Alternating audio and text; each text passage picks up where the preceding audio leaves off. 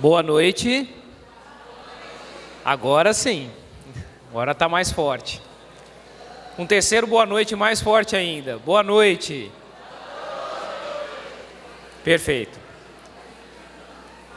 Dando continuidade às atividades deste segundo dia de trabalho do 6º Encontro Brasileiro de Educomunicação e terceiro Educonsul, teremos agora a mesa redonda sobre educação midiática na América Latina, articulações e formações de redes.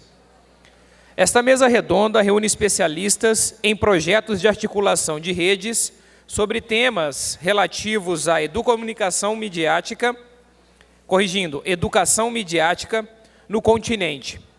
Serão apresentadas iniciativas de universidades e de organizações sociais vinculadas às instituições como a Unesco e a Igreja Católica Latino-Americana, em torno da pesquisa e da articulação de projetos de alfabetização midiática e informacional.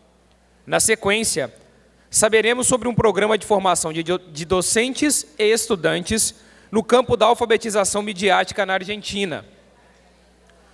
Como norma do cerimonial público, solicitamos que os aparelhos celulares sejam desligados ou colocados em modo silencioso. Para iniciarmos as atividades da mesa redonda desta noite, chamamos os ilustres convidados, o jornalista Alexandre Levotti Sayad, a professora doutora Rosa Ventura Molo Freitas, a jornalista e mestra Silvia Beatriz Bacher. Esta mesa conta ainda com a participação especial do professor doutor José Manuel Pérez Torneiro, da Universidade Autônoma de Barcelona, Espanha, através de um vídeo expressamente produzido para esta ocasião. Para fazer a mediação desta mesa redonda, chamamos o professor doutor Ismar de Oliveira Soares, a quem passamos a palavra.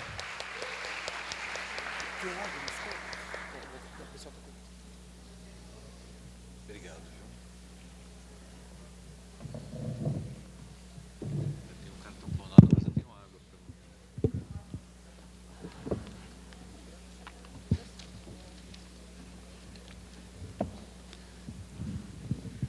Então, boa noite. Boa tarde, né? A noite não chegou ainda. Temos ainda alguns momentos de troca de impressões. Este momento, o momento dessa mesa, ele é central, ele está praticamente no coração do evento. Nós estamos aqui no ritmo gaúcho de trabalhar de manhã, de tarde, né, de noite, né? Então estamos bem no centro do nosso trabalho, e nesse centro está a América Latina. Então é uma mesa em que nós vamos conversar um pouco sobre como caminha o tema específico da chamada educação midiática no nosso continente. Vocês ouviram a referência a um colega de Barcelona, José Manuel Pérez Torneiro, né? No caso específico do José Manuel, ele produziu, aliás, a organização com a qual ele trabalha produziu um vídeo que foi exibida ontem, né? Então, nós já exibimos ontem, porque esse vídeo se inicia fazendo uma saudação ao evento. Era uma palavra latino-americana, e nós ontem também quisemos privilegiar a América Latina. E, no caso, eles tiveram até a gentileza de nos mandar uma versão em espanhol, uma versão em português. Nós exibimos a versão em espanhol. Não pretendo reapresentá-la, porque imagino que a maioria de vocês estiveram na sessão de ontem, não é o caso de nós tomarmos o nosso tempo para revê-la. De qualquer forma, eu queria tocar nesse assunto antes de passar a palavra aos colegas, para dizer que, como vocês viram no programa, aparece lá, quando se refere então, à mesa redonda desse momento, um título que está sob os cuidados aqui do professor José Manuel Pérez Torneiro, chamado Observatório Latino-Americano e Caribenho de Alfabetização Midiática e Informacional, OLCAMI. Eu queria retomar esse tema, dizer de que se trata exatamente e fazer um convite a vocês. Bom, o convite diz respeito à possibilidade de que vocês inscrevam papers, os que acreditam que tenham condições de fazer isso. No caso, vocês apresentariam uma proposta de paper até o dia 19 de junho agora, para ser considerado pela comissão científica. Só que esses papers têm que ter relação com o tema da educação midiática. A educomunicação, como vocês já viram, já leram, em alguns momentos ouviram falar, ela trabalha com um leque de campo de intervenção. Um dos campos de intervenção da educomunicação é identificado como educação para a comunicação, educação midiática. Então, a educação midiática, enquanto uma formação expressa e explícita na relação entre produção e consumo de meios de comunicação, é um tema de interesse para nós, porém não é único. Vocês perceberam que todo esse nosso evento aqui está girando muito mais a respeito do sujeito, das pessoas, das relações, das políticas, em que o nosso diálogo se dá com a antropologia, se dá com a filosofia, se dá com a sociologia. Não é? É um discurso transdisciplinar, interdisciplinar e transdisciplinar. E o diálogo se dá também com o campo da comunicação midiática. Portanto, existe efetivamente uma diferença de concepção quando nós falamos em alfabetização midiática e informacional. Se trata de um âmbito muito específico que está trabalhando com mídia. Mídia numa sociedade complexa. Claro, quando se fala de mídia, não se fala exatamente de um veículo de comunicação, mas com uma cultura. Então, quando se fala em alfabetização midiática e informacional, estamos falando do âmbito da cultura, onde ingressam também conceitos de antropologia, sociologia, política, assim por diante. Não é? No caso, nós hoje percebemos que alguns sentimentos ou ressentimentos que pairaram na atmosfera latino-americana um bom tempo atrás, colocando em oposição a chamada mídia-educação, educação midiática e educomunicação, não faz sentido. Não faz sentido. Nós estamos conversando sobre coisas muito parejas, muito parecidas, muito próximas.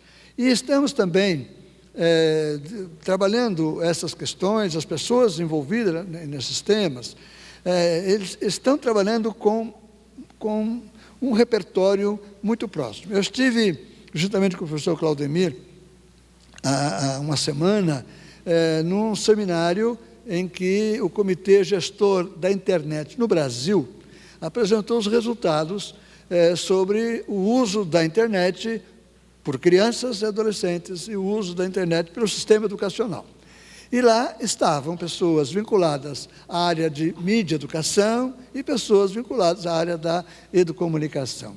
Não houve diferenças nos discursos dessas pessoas. A análise de todas elas. Estava lá a professora Regina de Assis, do Rio de Janeiro, que trabalha expressamente, não é? Estava lá a Inês Vitorino, do Ceará, que trabalha expressamente com mídia e educação, não é? Estávamos nós do NCE, e o discurso era o mesmo.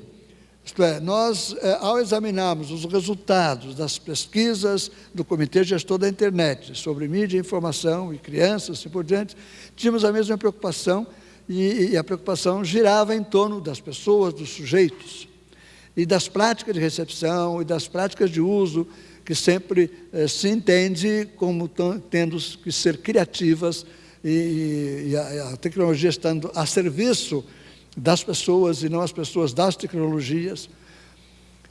As diferenças se encontram, na verdade, muito mais no âmbito do marketing em torno desses campos.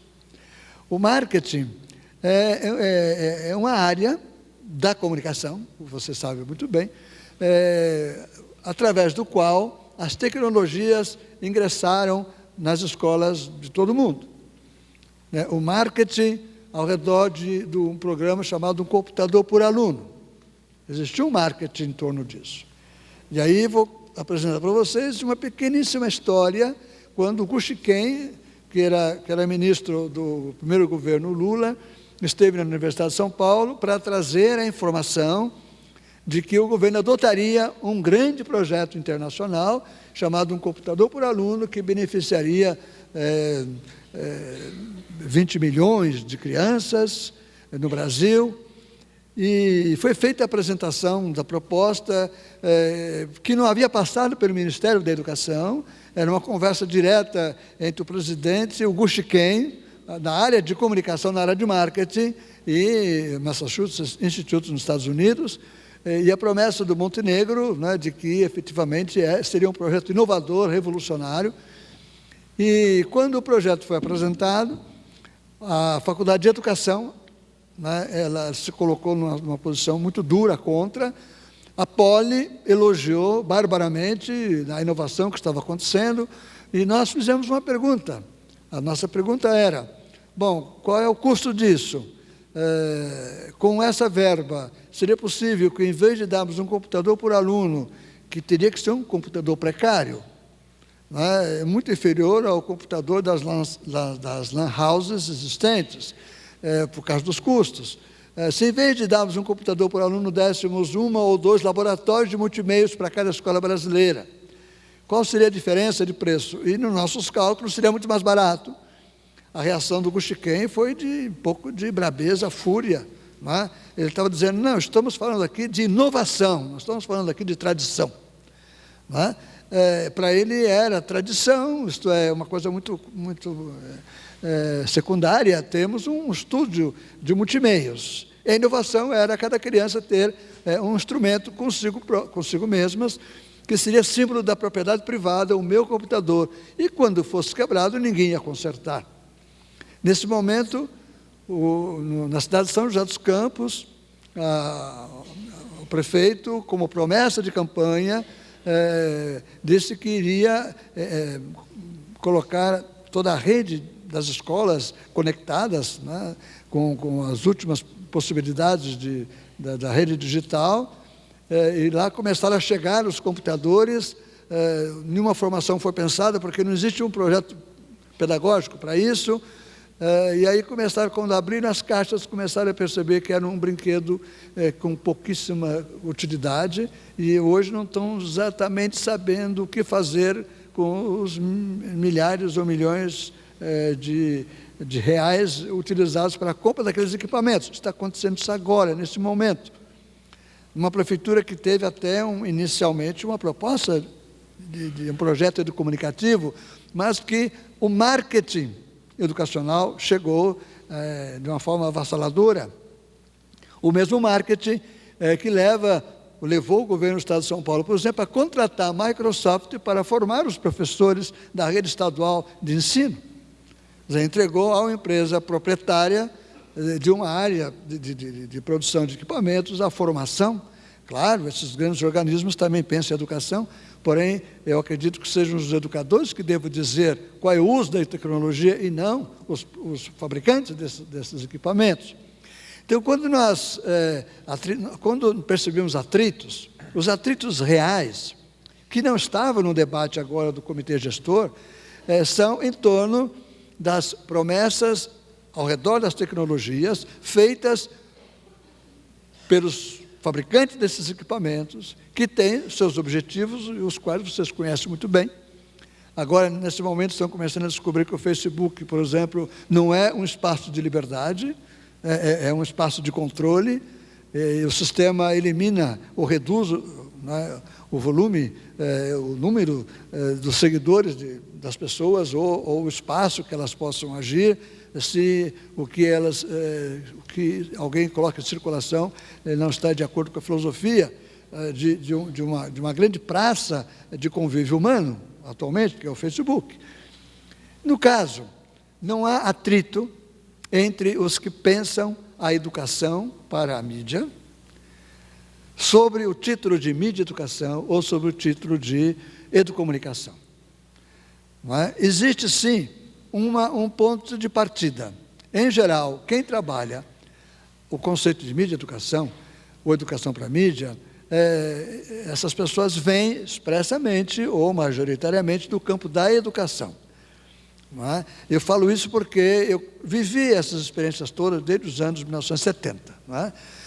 Em 70, eu professor de geografia, de história, depois fiz comunicação, quer dizer, um pé num lugar, um pé no outro, mas foi como educador que eu me aproximei de projetos de leitura crítica da mídia. Então, quando nós organizávamos esses projetos de leitura crítica, o fazíamos a partir do quê? Da educação. A partir da filosofia, a partir da ética, a partir da sociologia, a partir de referenciais, através dos quais nós analisávamos a comunicação feita por outros. Os outros eram os produtores midiáticos.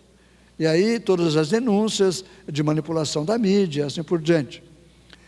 Os que trabalham com educomunicação, eles não partem exatamente dos parâmetros da educação e nem exatamente dos parâmetros da comunicação. Quem está trabalhando com educomunicação já está partindo da interface. Já está partindo de uma perspectiva transdisciplinária. Não sei se vocês estão entendendo o que eu estou dizendo, né? Quer dizer, a educação, por sua tradição, ela tem o que dizer sobre tudo, porque ela mexe com a formação de pessoas, a transmissão de conhecimento, e ela fala em ensino e aprendizagem. A educação fala de ensino e aprendizagem. A comunicação, né, ela também trabalha com a perspectiva da difusão de informações. Alguém produz, alguém recebe. E são duas perspectivas que se casam, porque as duas perspectivas admitem a existência de um polo produtor e polos receptores, tanto a educação quanto a comunicação. E quando a comunicação olha para a comunicação vê a educação como um espaço para a disseminação dos seus produtos. Vamos dizer em umas palavras mais claras, a comunicação olha para a educação como um mercado. Antigamente era um mercado pobre, hoje é um mercado muito rico. E os sistemas de comunicação estão entrando de cheio no âmbito da educação.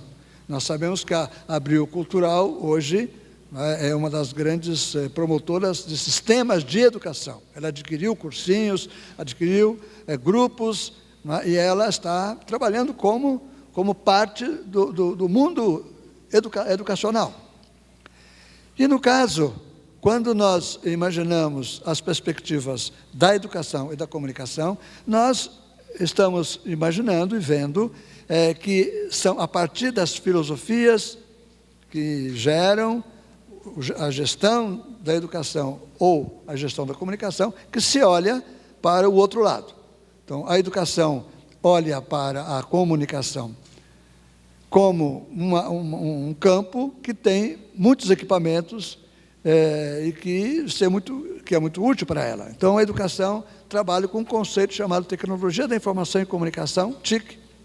E a educação, quando olha para esses equipamentos, ela imagina o quanto esses equipamentos são úteis para ela. E, no caso, a indústria diz, sim, senhores educadores, somos muito úteis, e existe uma conversa entre a produção da indústria e o sistema educacional, que pode gerar uma proposta como aquela que o Gushiken estava discutindo na USP. E, na sequência, quando se começam a distribuir os primeiros computadores, no caso desse projeto na USP, foi para a Poli que foi entregue as experiências de aplicação. A aplicação de um computador por aluno não foi entregue à Faculdade de Educação, foi entregue à Poli. E um grupo de engenheiros da Poli é que começaram a dialogar, e começou a dialogar com o sistema educacional. Muito bem. Quando nós falamos de educomunicação, nós estamos falando de uma interface. Então, as pessoas que estão dentro da cultura mediática em que vivemos hoje, e na perspectiva dos sujeitos sociais que estão dentro dessa cultura, nós estamos imaginando um procedimento. Esse procedimento necessita que nós conheçamos a mídia. Aponta para a necessidade que nos alfabetizemos com relação à mídia. E aponta especialmente para o fato que é preciso que nós dominemos esses instrumentos a partir dos nossos interesses. E o interesse da educomunicação, quando fala em tecnologia, não é exatamente, ou principalmente, trabalhar a melhora de uma didática que favoreça a transferência de conhecimentos do professor para o aluno, porém, aquela de empoderar a comunidade educativa. A comunidade educativa é composta por professores, por alunos, por gestores, pela comunidade do entorno. E a questão central para a educomunicação é que aquele ecossistema seja composto por pessoas que se comunicam, se expressam em igualdade de condição. Então, existe aqui um elemento político muito próximo do conceito de educomunicação. A educomunicação tem uma vertente política forte. A vertente política forte é o reconhecimento do direito à comunicação, ao empoderamento, e trabalhar para que isso se efetive. Para isso é preciso dominar as tecnologias, conhecê-las, trazê-las, as mais avançadas tecnologias e as mais tradicionais.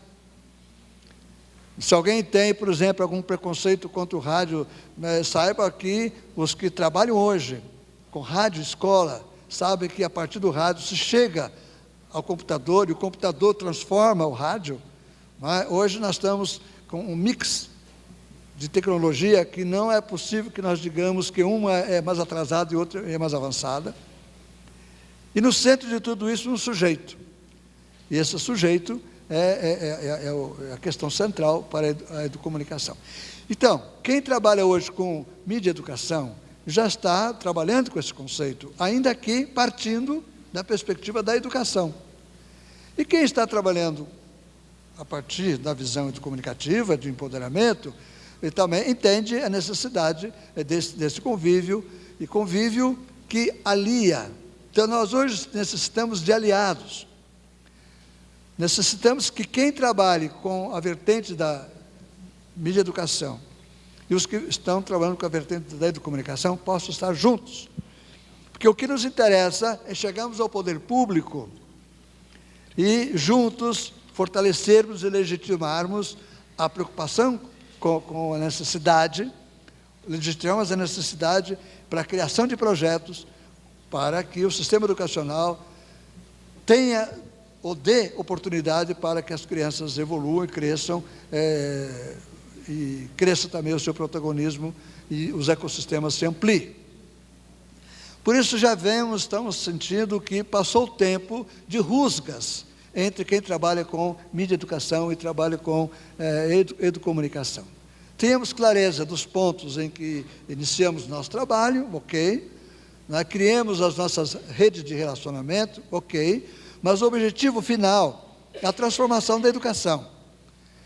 E os dois conceitos, a partir de onde eles estão, têm o propósito de mudar a educação, colaborar com a mudança da educação.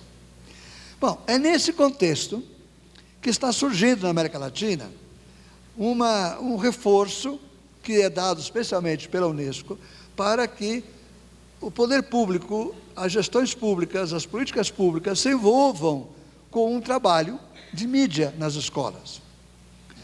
No caso, o conceito utilizado é próximo ao tradicional conceito de media education. Isso porque é assim que na Europa se trabalha, é assim que no Canadá, nos Estados Unidos se trabalha. E no caso, o nosso trabalho fica mais compreensível para as relações internacionais se usarmos a expressão alfabetização midiática informacional. Em dezembro último, ocorreu no México uma reunião, o professor Alexandre Sayad representou a nossa associação neste encontro, onde se decidiu pela criação de um observatório. E esse observatório está sendo proposto com a colaboração de algumas universidades, a Universidade de São Paulo é uma delas, em que nós unamos forças para fortalecer os propósitos, os objetivos, as metodologias da alfabetização midiática e informacional. A partir de que perspectivas? De várias. Inclusive, nós, a partir de segunda-feira, estaremos tomando a liberdade de enviar para vocês a chamada para papers, para o anuário desse organismo chamado OLCAMI, que é o Laboratório Latino-Americano e Caribenho de Alfabetização Midiática e Informacional. Vocês vão receber um texto em espanhol e em português, onde vocês vão ver que são esperados textos que estejam sendo desenvolvidos a partir de práticas de educação midiática, práticas de educomunicação ou prática de alfabetização midiática e informacional. Então, de acordo com a prática de cada um, ele poderá estar inserindo suas propostas de textos para esse anuário. A única questão que se coloca aqui é que se trata de uma área específica. Se alguém estiver inserindo propostas de textos, terá que saber que o assunto é educação para a comunicação. Não é? O assunto tem que ver com mídias, tem que ver com informação a respeito de como trabalhos têm sido feitos para a melhoria do conhecimento das pessoas, das crianças, dos professores, a respeito das mídias, da recepção midiática, da produção midiática. Então, é uma das áreas, inclusive, do nosso seminário. Não é? Uma das áreas do nosso seminário é esta, e as pessoas que estão nesse campo estão convidadas, portanto, a inserir trabalhos. No caso de que estamos falando, de uma articulação latino-americana. Isso para informar que os que estão se envolvendo com esse tema têm uma legitimidade alcançada pelos esforços dos países da América Latina em torno desse objetivo, e a meta é que nos conheçamos melhor e possamos difundir melhor os trabalhos. Então, eu encerro esse assunto, dizendo então que vocês vão receber uma informação por escrito, para que possam apresentar propostas de textos, não é o texto final, propostas, até o dia 19 de junho. Tá? Pode ser os mesmos que vocês enviaram para cá, reconsiderando alguns elementos que vocês queiram reconsiderar, por exemplo, mas estará aberta essa possibilidade, que nós também faremos chegar a todos os associados da PEB Educom e a todas as pessoas que estão trabalhando com mídia e educação no Brasil. Então, feita essa observação, que eu estou apresentando, inclusive em nome do professor José Manuel Pérez Torneiro, eu passo a palavra ao jornalista Alexandre Sayad, para que ele fale de uma outra realidade continental mundial de articulação no campo da educação midiática e informacional. Cada um dos colegas terão 20 minutos e depois nós faremos um debate. Então, a palavra agora com o Alexandre. Pode ser esse aqui? Pode. Obrigado, Ismar. Só carregar aqui minha apresentação. Está aqui já. Ah, tá. Obrigado. Bom, boa noite, eu fico feliz de o auditório estar cheio, apesar de todo mundo cansado, né, essa hora. Eu também vim 5 horas da manhã de São Paulo, mas estou muito feliz, grato de estar aqui, agradeço ao Ismar, ao Claudemir, a Jurema, que trataram com tanto profissionalismo esse evento, e eu escutei coisas muito bonitas, também já fiz uma apresentação à tarde. Eu vou ser bem mais breve do que 20 minutos, vou dar um recado curto, mas objetivo e importante. Essa elucidação toda que o Ismar fez de conceitos faria parte da minha apresentação também, mas eu acho mais legítimo o Ismar abrir fazendo essa defesa ou esse essa contemplação dos diversos conceitos, porque, na verdade, em 2004, mais ou menos 12 organizações brasileiras que trabalham com educomunicação ou com mídia e educação se encontraram no Summit do Rio de Janeiro, o Summit de Juventude de Jovens na Mídia, feito pela Fundação Summit, que teve um primeiro Summit na Austrália, depois na Grécia, depois no Canadá e, por fim, em 2004, estava no Rio de Janeiro. E a gente começou lá, na época eu era diretor da Cidade Escola Aprendiz, que é uma organização de São Paulo, a gente começou lá nossas cabeças começaram a se inquietar no sentido de construir uma rede de organizações que trabalhassem com o tema da mídia e da educação para fortalecer esse tema, tanto nas políticas públicas quanto na pauta da mídia, na pauta na agenda social do Brasil, na verdade, de uma forma geral. E de 2004, a rede CEP, que é a Rede de Comunicação, Educação e Participação, ela nasceu informalmente em 2004. Em 2006, ela ganhou um apoio do Unicef, efetivamente, e ela ficou ativa até 2011, mais ou menos, quando a maioria das redes brasileiras e latino-americanas, eu incluo a Rede Ande, Brasil, a própria Rede Ande Latinoamérica, todas as redes começaram a perder o financiamento por questões brasileiras. Mas, de certa maneira, a Rede CEP, junto com o NCE, eu estou trabalhando com esse tema desde que eu conheci o Ismar em 99, quer dizer, época que acho que o NCE estava se consolidando também na 98. Então, esses movimentos de fortalecer o tema na sociedade e na academia são meio paralelos e levam a gente hoje para ter um auditório hoje em Porto Alegre lotado. Eu estou contando isso porque, apesar da Rede CEP ter se desarticulado um pouco, internacionalmente a gente está vivendo uma época frutiva de articulações. E aqui eu não vou me restringir à Latinoamérica, não, eu vou contar um pouco no contexto global. Devido a esse trabalho com a Rede CEP, em 2013, eu recebi assim, um telefonema de um profissional da Unesco que estava no Uruguai, brasileiro que trabalha no Uruguai, que cuida da parte do Cone Sul, falando, olha, a semana que vem vai ter um encontro na Nigéria, onde a gente vai tentar articular globalmente uma rede que trabalhe educação e comunicação. E, assim, foi uma confusão, porque a Nigéria não tem representação em São Paulo, tive que ir para Brasília tirar o visto. Aí, coloquei meu nome na rede online, nossa, antiga rede CEP, o pessoal falou, olha, acho que você tem que ir. E aí começou uma relação que terminou há um mês, terminou não, continuou até um mês atrás, e agora eu trago para vocês no sentido de passar essa bola para vocês.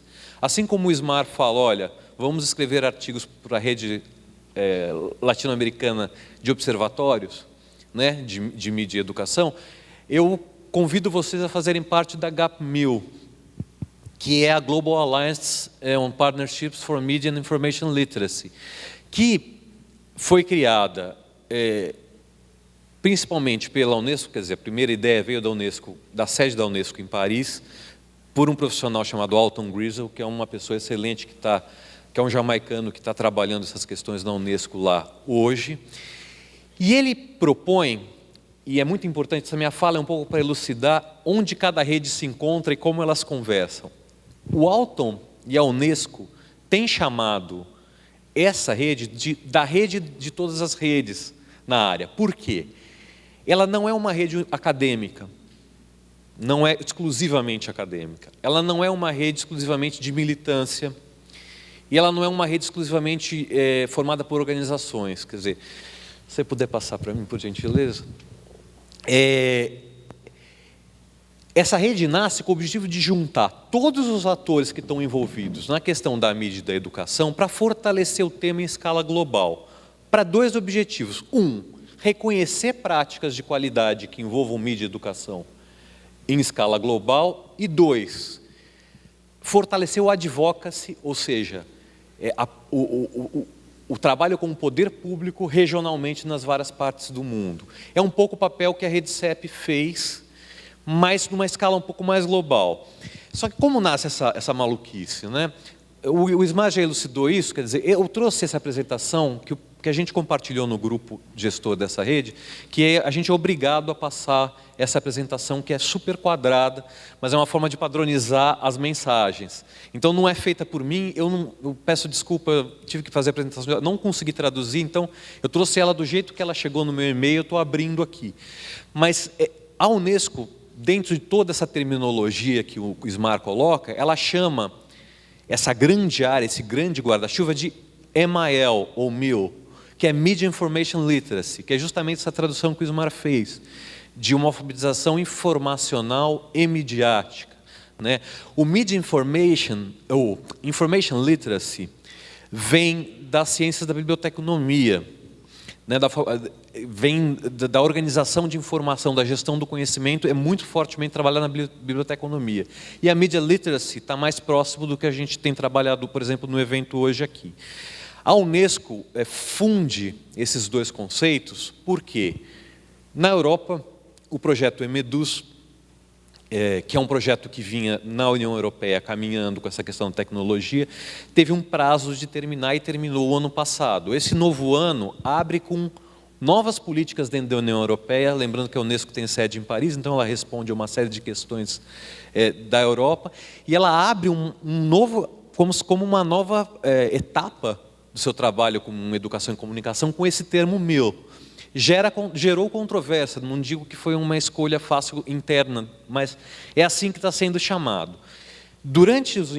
Então, é um termo que funde esses dois temas e, por outro lado, também inclui uma vasta área de outras concepções e termos que nós estamos acostumados a trabalhar ou com, ou em conjunto, ou ora com um, ora com outro. Mas, por exemplo, a educação tecnológica, que na Europa é uma coisa mais instrumental, mas que é uma questão levada muito a ferro e fogo pelas políticas públicas da União Europeia.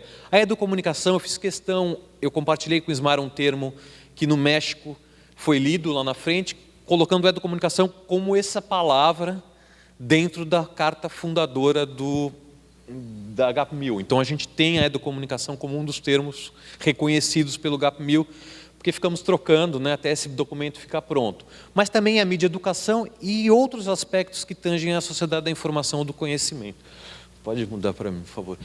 Então, a única coisa que eu mudei nessa apresentação foi que eu pus o nosso encontro de Porto Alegre aqui, olha. Não sei, já pus como um milestone dessa... só para contar um pouco a evolução dessa história, quer dizer...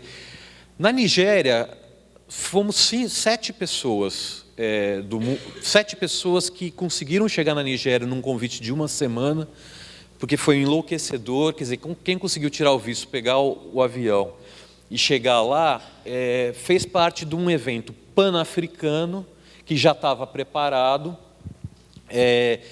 mas que tinha uma reunião lá interna para se fomentar uma rede chamada de uma rede global, uma articulação global. É mais que, na verdade, não tem se usado o termo rede, tem se usado o termo aliança mesmo, como o GAP-1000 fala, que ela implica em mais você estar junto e compartilhar valores, talvez até do que propriamente ter aquela troca de rede. Eu acho que o GAP-1000 está nascendo assim. Então, começou, a primeira foi em 2013, depois, em 2014, teve o evento europeu de Sociedade da Informação na Unesco, onde se lançou o capítulo regional da Europa em fórum, quer dizer, a Europa, com todos os países, assinaram termos comprometendo a fazer parte e se conectar com a GAP-1000.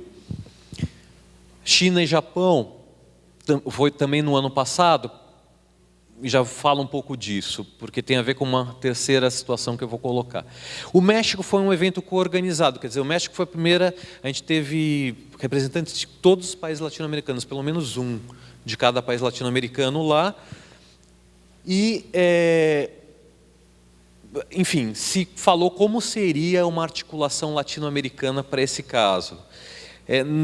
Saímos com algumas tarefas, quer dizer, cada país saiu com uma tarefa. A minha tarefa foi trazer hoje aqui, por exemplo, isso. Né? Quer dizer, uma rede que está começando a ser explorada e está começando a ser comunicada. Então, eu estou cumprindo uma agenda da Unesco nesse caso. Esse ano, teve o lançamento do capítulo MENA. MENA reconhecido como países árabes e norte da África, que foi no Cairo, na Universidade do Cairo. Eu acho que aqui é um momento que eu pus, eu não sei se vai ser oficializado, mas eu pus aqui. E no fim do mês tem esse encontro na Filadélfia. O que acontece aqui? Quer dizer, no fim do mês, eu digo daqui a 2 semanas acontece esse encontro na Filadélfia. O que acontece aqui? Seria o lançamento do capítulo norte-americano. A Unesco hoje está com 3 redes principais que precisam se conversar. O Ismar falou da rede de observatórios. Essa eu representei a BP do Com, no México nasceu, é para que cada país tenha um repositório e uma apresentação de informações ligadas à mídia, comunicação, infância e adolescência, compartilhada. Uma rede de observatórios de mídia e educação, boas práticas, etc. A GAP1000, como eu falei, é uma rede maior que engloba todo mundo, tem o objetivo de articular, fazer a gente trocar informação e levar localmente as políticas públicas esse tema da educomunicação. Porém, alguns de vocês sabem, já existe uma rede de cátedras da Unesco. A Unesco tem cátedras espalhadas, acho que em 9 países do mundo. São cátedras dentro de universidades. A rede de cátedras, ela já existe há alguns anos, é a mais consolidada delas. Essa é uma rede acadêmica. A rede de cátedras já estabeleceu na sua agenda uma semana anual para o MIL, para a educomunicação, para o MIL, que é a chamada MILID Week, Media Information Literacy and Intercultural Dialogue. Eles colocaram o diálogo intercultural na sigla. Acontece todo ano num país diferente. Quando vocês veem China e Japão, foi a MILID Week. Já é uma coisa que estava acontecendo. Quando você vê Filadélfia, é o encontro da MILID Week, que já vem acontecendo de outra rede. O que está acontecendo? Há um esforço da Unesco em convergir as ações de rede. Ou seja, na Filadélfia, daqui a 2 semanas, oficialmente, a semana de EMAEL, de Educomunicação Mundial da Unesco, será uma, a partir do ano que vem. Tá? Será uma. Então, não terá uma semana da rede de cátedras. O que acontece essa semana? Palestras, um evento como esse. Palestras, conversas, uma premiação, que também vai se convergir em uma só, um reconhecimento de pessoas notáveis na área. Antigamente se falava apenas da rede de cátedra. Hoje é um reconhecimento só, tanto para a MILID quanto para o GAP1000. Tá? Então é um pouco como essa coisa evoluiu. É importante lembrar, evoluiu sem 1 centavo direto, não há dinheiro da Unesco carimbado para isso, e todo o trabalho das pessoas foi voluntário até agora. Tá? Então, assim, a partir de 2016 haverá uma secretaria executiva, provavelmente mundial, sediada na França.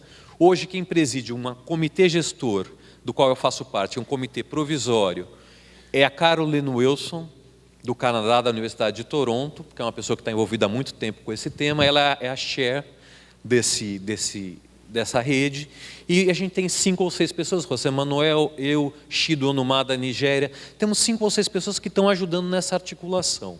Por favor. Pode passar. Então, na Nigéria a gente fez um framework, um plano de ação, né? Pode passar. Então, assim, entre os objetivos, quer dizer, está em articular os parceiros estratégicos, regionais, né? Isso é muito bacana e esse é o meu convite, quer dizer, já existe um fórum, um portal online onde você se cadastra, que é uma plataforma da própria Unesco. Você se cadastra e já entra numa rede global, uma comunidade global que está fazendo trabalhos como os que a gente faz aqui. Então você fala com um cara na África, no Egito, é uma troca muito rica. Eu vou passar o endereço aqui, mas é um pouco complicado, depois eu vou passar para a organização, estourar no site, porque daí você clica e já vai, né? E depois a questão das políticas públicas, que é sempre um objetivo final, que isso seja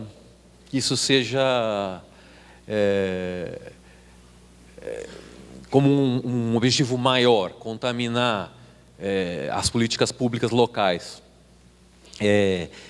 A gente está numa fase, como eu falei, sem dinheiro e muito inicial, quer dizer, acho que agora a gente precisa sentar e elaborar um plano de ação a partir desse encontro, mas provavelmente a gente vai começar a mapear as práticas um pouco em conjunto com a rede de observatórios e fazer algum plano estratégico de aproximação com o poder público, como a rede CEP fez. Quer dizer, acho que é um pouco esse o papel que vai ter essa rede, né? Aqui tem a questão do prêmio e da colaboração, que são coisas que já avançaram um pouco. Pode ir. Esse endereço horrível, que depois eu vou pôr ele direitinho na página, é o endereço da comunidade que vocês podem se cadastrar, né? É uma comunidade que você cria um login, uma senha, e você começa já a fazer parte do GAP1000. Hoje, a única forma de engajamento é essa. Você pode ser estudante, pode ser militante, pode ser gestor, pode ser professor universitário, acadêmico, pesquisador. Você pode fazer parte já dessa troca. Por exemplo, esse evento aqui, eu anunciei nessa comunidade, quer dizer, o Encontro de Porto Alegre está anunciado aqui. Com certeza as pessoas do mundo todo viram que a gente vai estar aqui explorando.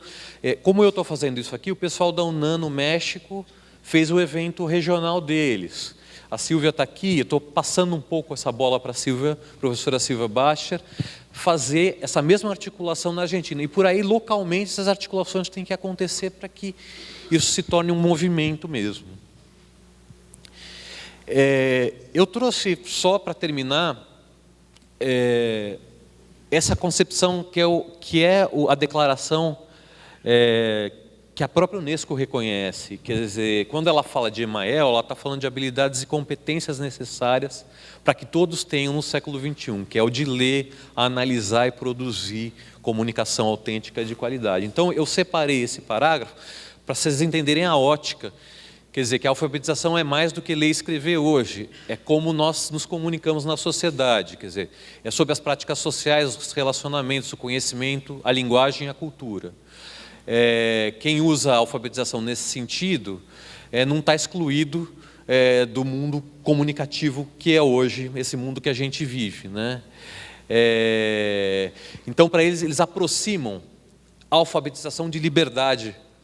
E eu acho isso bonito dessa declaração da Unesco, né? Literacy as freedom. Então é um pouco isso que eles colocam, aí não restringindo, mas ampliando esse sentido de conceito, como o Ismar abriu muito bem a mesa hoje falando. Então, podemos falar de educomunicação, podemos falar de mídia e educação, e podemos falar de políticas de inclusão digital, como se chama, ou qualquer outra coisa dentro desse aspecto da GAP1000.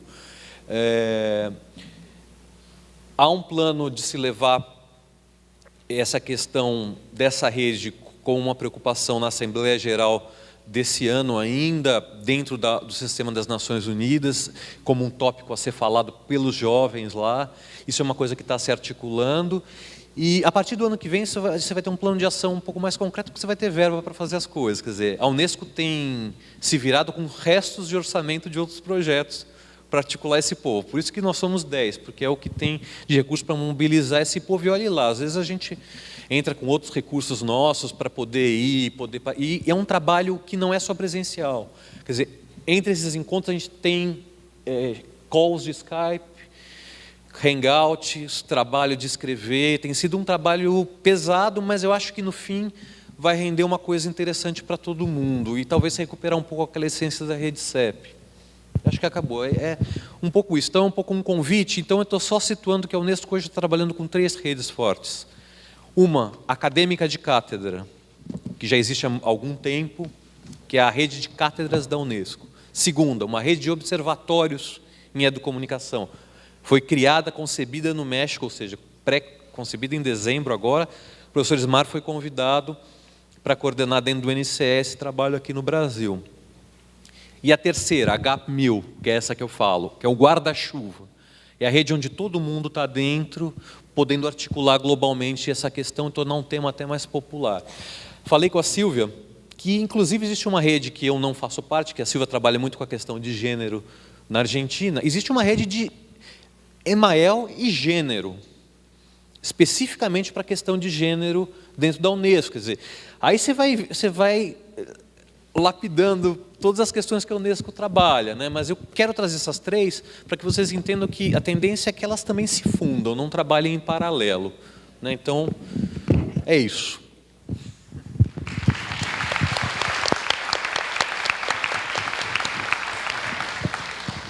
Muito bem. Na sequência, nós vamos tomar conhecimento, a partir da intervenção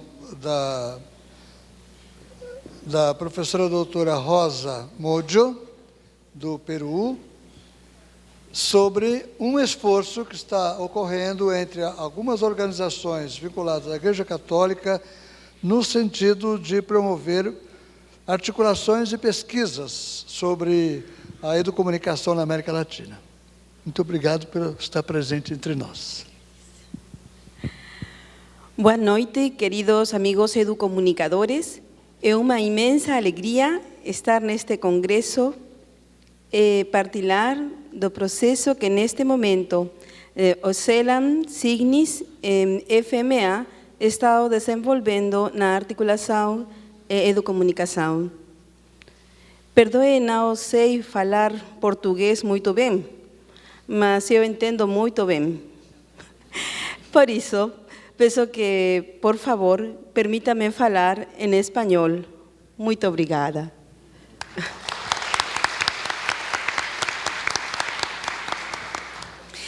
El proyecto lleva por título La articulación de la educomunicación en el desarrollo integral y solidario de la niñez y adolescencia latinoamericana y caribeña.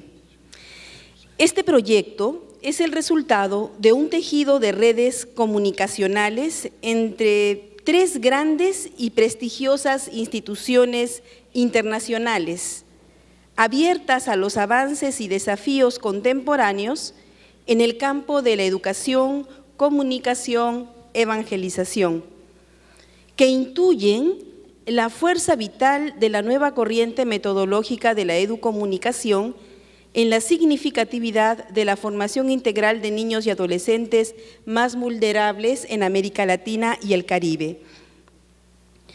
El compromiso de formación ciudadana, comunicación digital y encuentro vital con la multiplicidad de expresiones que la comunicación presenta en la pluralidad de espacios educativos formales y no formales, genera en el pensamiento de las instituciones aliadas al proyecto intuiciones sólidas que parten de la inquietud investigativa de la educomunicación hasta el reconocimiento de la praxis educomunicativa en los países de América Latina y la posibilidad de generar nuevas redes de cooperación y circulación de bienes en favor de la formación integral de las poblaciones vulnerables. ¿Quiénes son los socios estratégicos de este ambicioso proyecto? En primer lugar, tenemos al Consejo Episcopal Latinoamericano, el CELAM, que congrega a las conferencias episcopales de cada país del continente y que tiene su sede en Bogotá, Colombia. Es reconocido como organismo de reflexión y servicio a la acción pastoral integral de la Iglesia en América Latina y el Caribe. Mantiene el departamento dedicado a la comunicación social, el DECOS, que a lo largo de las últimas décadas se mantuvo atento a las discusiones sobre temas de interés para la comunicación en la sociedad, como la democratización de los sistemas mediáticos y la formación crítica de los receptores de los medios. Los documentos del CELAM, especialmente los de Medellín en 1968 y Puebla en 1979, ofrecieron válidos soportes que dieron sentido a la opción de la Iglesia por la comunicación popular y participativa, uno de los fundamentos del emergente pensamiento educomunicativo en la región. Un segundo socio estratégico es la Asociación Católica Latinoamericana y Caribeña de Comunicación, Signis ALC. Esta es una red que reúne a las organizaciones católicas de comunicación de los distintos países de América Latina y el Caribe, y tiene como propósito articular las acciones en los medios de comunicación, especialmente las audiovisuales, contribuyendo en la formación y organización de los comunicadores, con el fin de asegurar una mayor incidencia en la sociedad y en las iglesias locales. Muchas de las organizaciones que conforman Signis en los países de América Latina implementan acciones en el campo de la educación mediática e informacional. Finalmente, el Instituto de las Hijas de María Auxiliadora, a la que represento, es una congregación religiosa fundada por San Juan Bosco y Santa María Mazzarello, presente en 132 países de los 5 continentes, que se mantiene con una misión específica enraizada en el Evangelio: la educación integral de las nuevas generaciones en todas las etapas de la edad evolutiva, a través de colegios, institutos técnicos productivos, casas hogares, obras sociales, universidades, etcétera.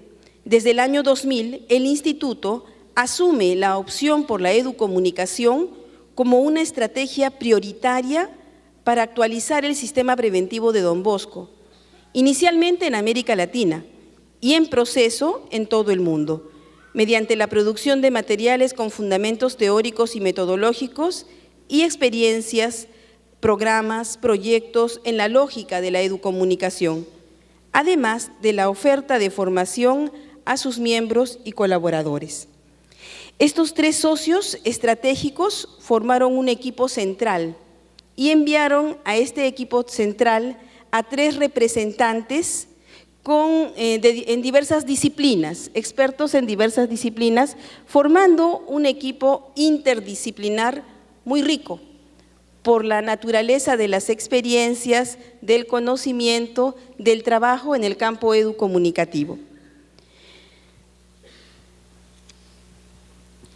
¿Cuál es la finalidad esencial de este proyecto?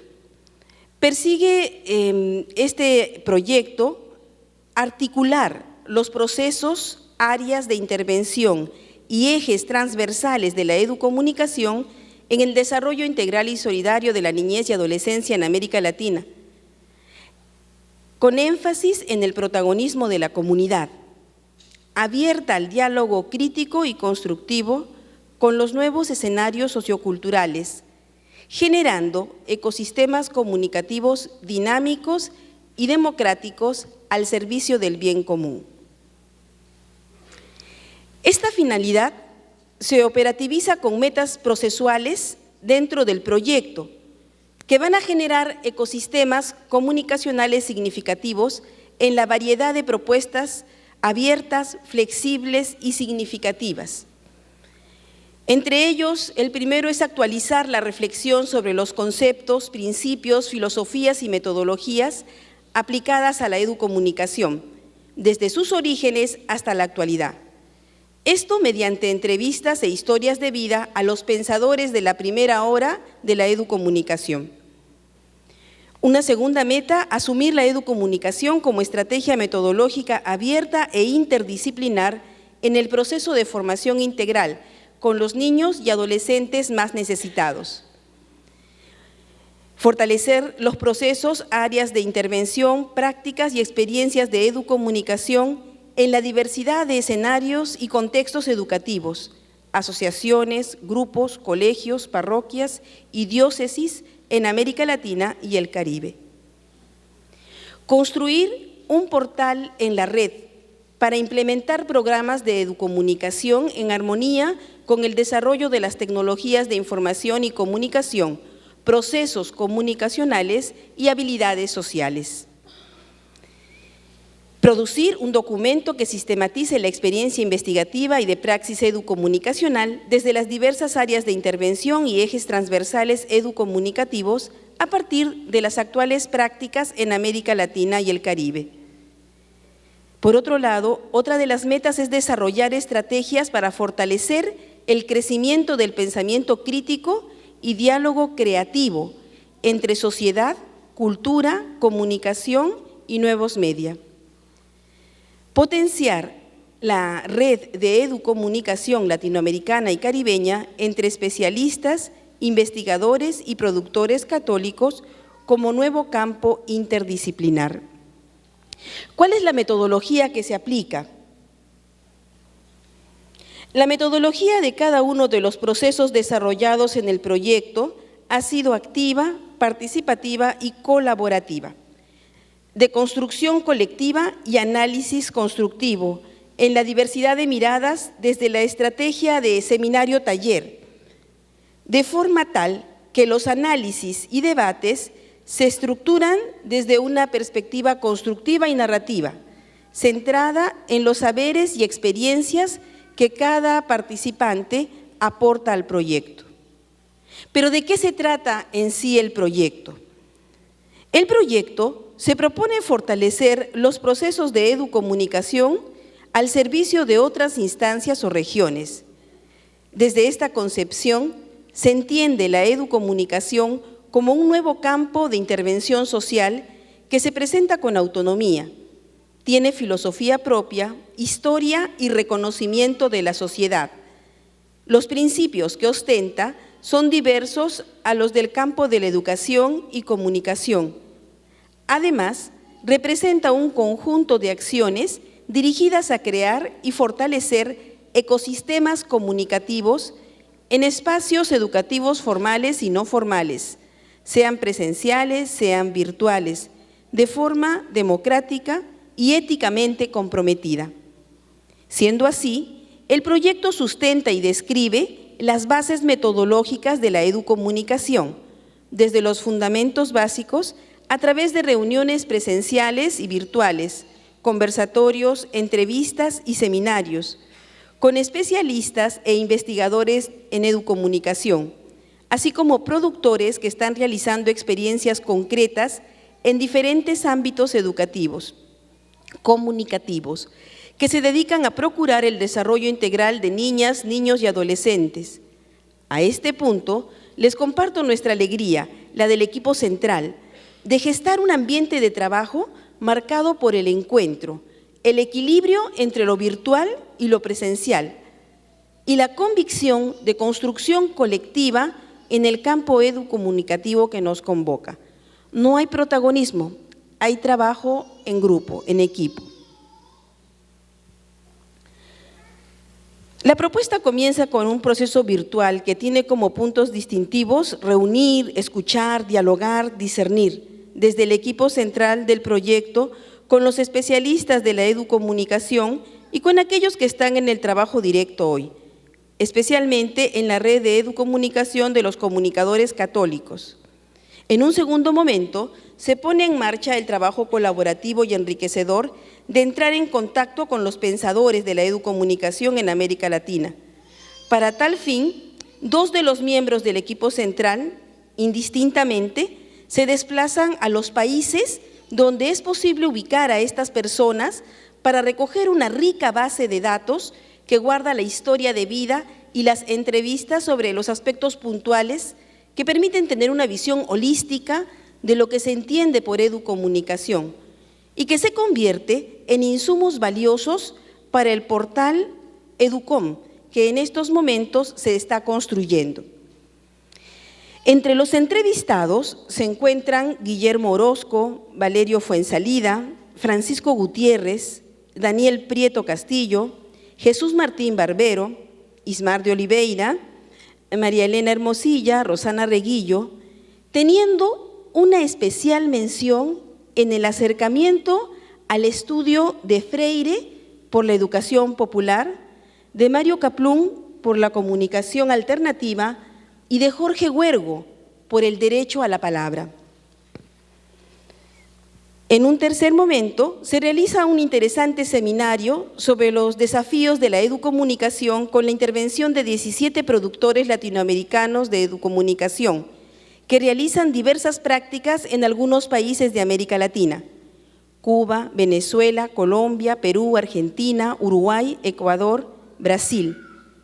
En este encuentro se tiene la oportunidad de socializar las experiencias educomunicacionales en diversos ámbitos educativos, comunicativos, en marcha y asumir compromisos concretos frente al futuro de la educomunicación.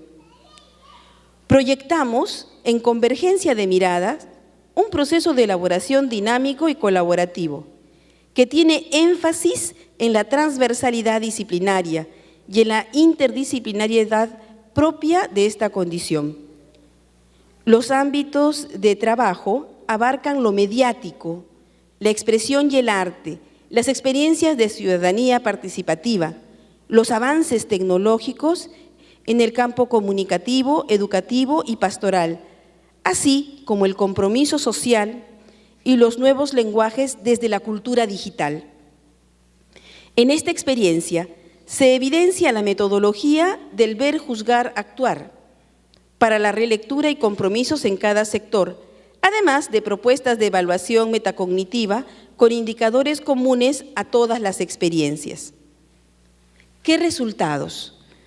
Como resultado de las reuniones virtuales, conversatorios y seminarios presenciales en torno a las concepciones técnicas y metodológicas en materia de educomunicación, estamos construyendo, esperamos concretar, el portal digital que servirá de marco para la implementación de programas de educomunicación que tome en cuenta los nuevos contextos comunicativos, educativos y pastorales, provocados por las nuevas tecnologías de información y comunicación, la investigación, la formación permanente, la expresión y el arte, la formación ciudadana, la metodología colaborativa en todas sus expresiones.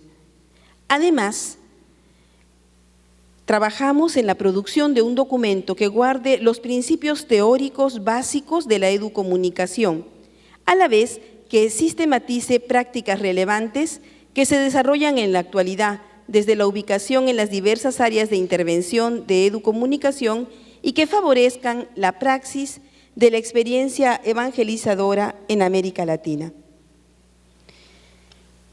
Finalmente, el proyecto está en curso.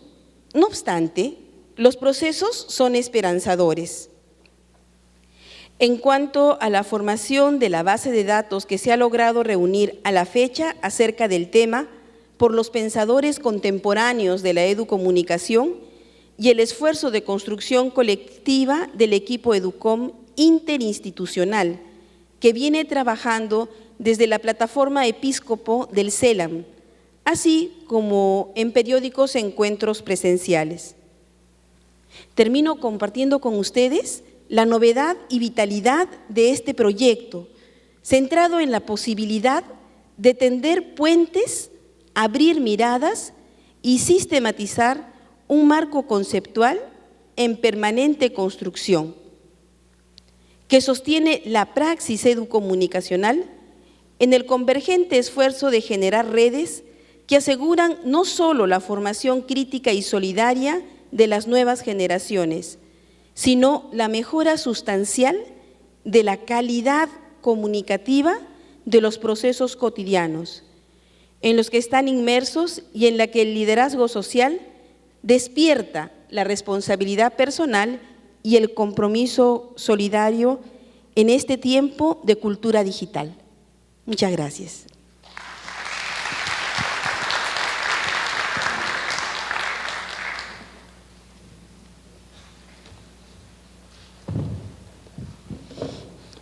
Muitas graças, Sor Rosa. E, finalmente, nós teremos a contribuição que nos vem da Argentina, através da palavra da jornalista Silvia Beatriz Bacher, criadora de uma organização chamada Las Outras Voces. Então, com a palavra, a nossa querida Silvia.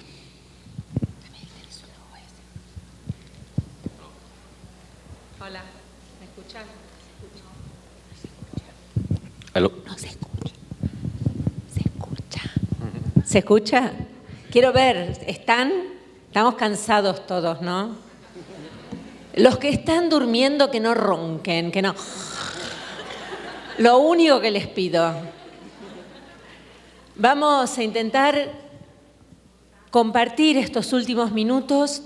Yo pensaba en la presentación de Ismar, que nos trajo un marco a esta mesa, en la de la hermana que nos contó un proyecto concreto, pero les voy a pedir que hagan este ejercicio, porque voy a pensar en la presentación de Yandre, de Alejandro. Él nos habló de redes y en algún sentido yo cuando lo escuchaba, si bien las he integrado y he participado y las he creado, muchas veces me dan la sensación de estar tan lejos de la vida cotidiana y me preguntaba, ¿qué sentirían ustedes al escucharlo? Y ahí di vuelta a lo que pensaba decir y pensé que era interesante relacionarlo con la experiencia de las otras voces, específicamente con un proyecto particular que es la Red Nacional de Radios Escolares y Comunitarias. ¿Por qué? Hay un libro, yo no sé si alguno de ustedes lo conoce, que se llama Zoom, Z-O-O-M. ¿Alguien lo conoce? Es un libro de imágenes y es tan interesante, a mí me inspira muchísimo cada vez que lo veo, porque es la narración de una manera de mirar. Empieza con una imagen que podría ser la de Carlos sentado allí mirando.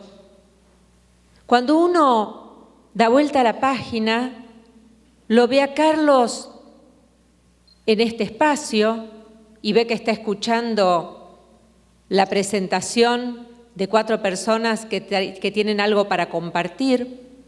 Cuando uno da vuelta a la página, lo que ve es que toda esta escena es parte de una estampilla y en la página esa estampilla es parte de un sobre y ese sobre, en la otra página, es simplemente un sobre apoyado en una mesa y esa mesa, a su vez, es parte de un set de una película y así se va narrando una historia donde lo que empezó con la figura de Carlos termina siendo parte de una red mucho más amplia, mucho más extendida y con fronteras que parecían pequeñas, pero que son mucho más amplias.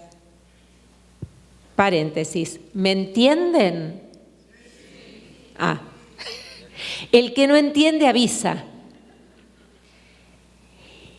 Cuando hablaba Alejandro, yo pensaba que poder contar la experiencia, poder compartir con ustedes la experiencia de la red de radios podía permitirnos dimensionar el sentido de estas otras redes. Y entonces, lo que quisiera es contarles a ustedes cómo surge esta red, qué es lo que busca y qué es lo que creemos que encuentra la gente, cuál es su sentido.